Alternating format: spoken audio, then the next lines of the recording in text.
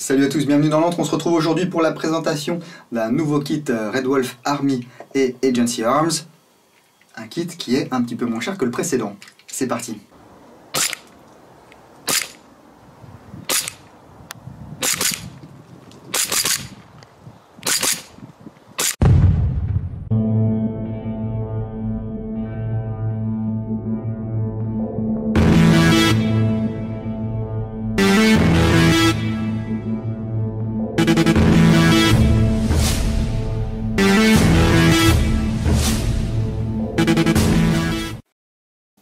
Je tiens à remercier Gaël de GP Customs qui m'a envoyé ce kit.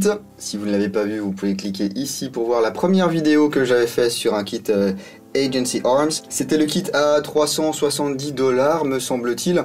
Ici, on a un kit qui est un petit peu plus budget. Bon, ça reste quand même 200 $. Mais sachez que si vous voulez acheter par exemple juste la queue de détente, c'est déjà 35 $. Le magwell c'est 30 $. Du coup ce qui ferait la culasse et les accessoires à peu près 140 $. Donc c'est assez raisonnable on va dire par rapport à d'autres marques. C'est une fois de plus livré en boîte, donc avec le logo Agency Arms. On vous remet le laïus sur la communauté.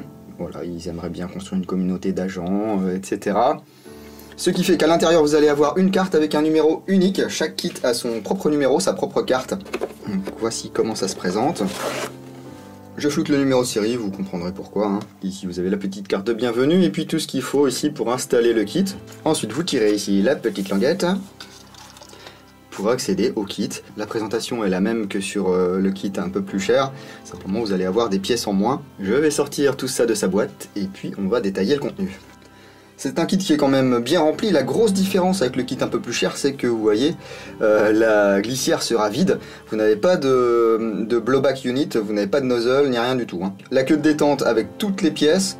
Donc toujours pareil, système de goupille ou système de vis, c'est vous qui voyez. On vous donne le petit chasse-goupille, il y a le ressort, il y a les vis. Un petit peu de frein filet si vous avez besoin, c'est parfait. Ensuite ici le magwell, voilà, avec son marquage, avec la pièce ici pour le monter.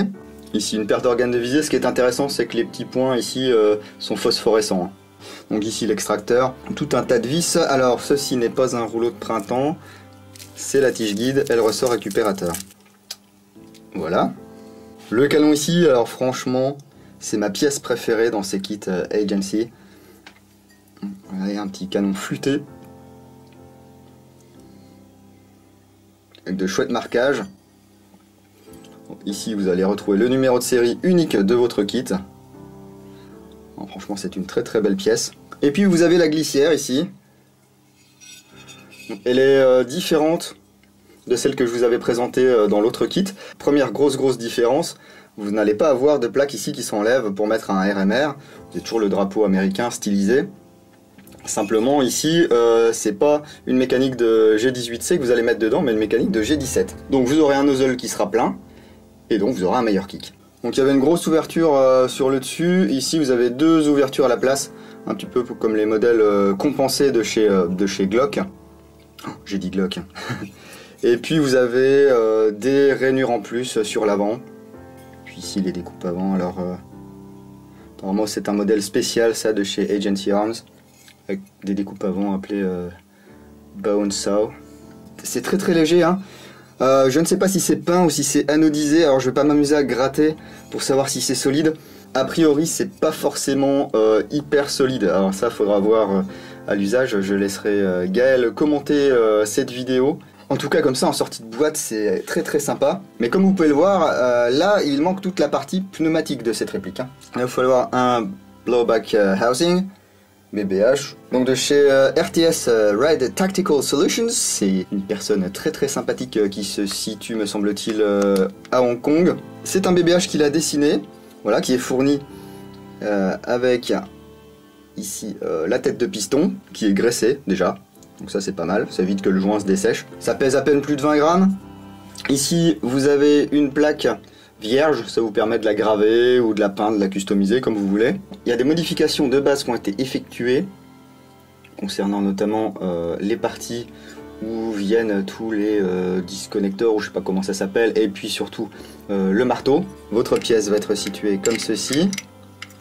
Voilà, donc vous voyez là. Lors du tir ça va reculer.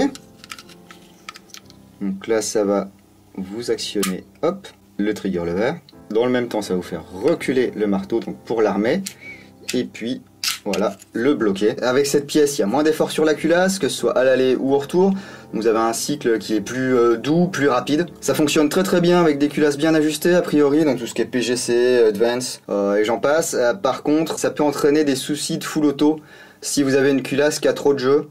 Parce que le BBH va passer sur le marteau mais va pas le verrouiller. Donc ça va tirer sans que vous ayez le doigt sur la détente. Vu que ça cycle mieux, vous allez gagner un petit peu en autonomie en gaz. Alors vous n'avez pas gagné 12 chargeurs les gars, hein. Mais ça permet pour 35 € de customiser votre réplique sans peine. Voilà, parce que ça va être du drop-in. Le Blowback Housing Red Tactical Solutions. Il a choisi également un nozzle Mac. Donc c'est un nozzle au format Tokyo Marui hein, qui est renforcé. Donc c'est du nylon fibré. Hein. Très très rigide, très très solide, ça vaut 15 €. Je vous mettrai tous les liens dans la description de la vidéo les gars, ne vous inquiétez pas.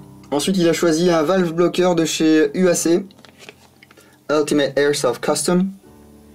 Ce valve blocker est en aluminium CNC. Alors ce qui est sympa c'est que, contrairement au modèle en plastique, vous avez un vrai pas de vis. Voilà. Le seul truc, ce sera qu'il faudra mettre une toute petite goutte de frein filet pour pas que ça se desserre une fois que vous l'aurez monté. Et puis au niveau de la valve, il a choisi une valve Poseidon Ice Pick, modèle doré. Ça va optimiser le fonctionnement de votre GBB. J'en avais parlé dans une vidéo live spéciale que vous pouvez retrouver en replay ici. Là. Donc ce qui va me manquer tout simplement, ça va être le ressort de nozzle. Alors soit je l'ai paumé, soit il me l'a pas envoyé, mais bon ça c'est pas très très grave. Enfin c'est grave si je l'ai paumé, mais disons qu'un ressort comme ça, j'en ai plein. Hein. Donc on va monter ça. Pour le montage, je vous renvoie du coup à la vidéo ici. Je vais pas vous faire subir le montage encore pendant une demi-heure. Hein. Donc voilà, cliquez ici, allez voir, je vous cale la vidéo pile poil. Et puis on se retrouve dans quelques secondes avec le résultat monté. Et voilà le travail, c'est magique. Vous voyez ici, tout est monté. C'est parfait, les ajustements sont bons, bon j'ai mis un peu de gras donc ça fait des traces. Ici pareil, la détente qui est toujours réglable, hein. N'oubliez pas, si vous avez vu l'autre vidéo, vous avez une petite vis ici au niveau de la trigger bar et vous pouvez régler votre course. Voilà. C'est pas un marbu d'origine ici, c'est une carcasse gardeur, donc il a fallu que je force un tout petit peu pour mettre l'extension depuis, mais c'est passé. Et regardez, c'est là que c'est génial. Hop, drop in, ça cycle. Alors voilà, le son n'est pas encore parfait, mais là c'est tout neuf, hein. Il n'y a rien qui est rodé. Franchement c'est un kit qui est très très sympa. Alors à voir si la peinture tient, hein. Mais au pire un petit tour chez le copain Aérographe Fokker et puis ça passe, hein.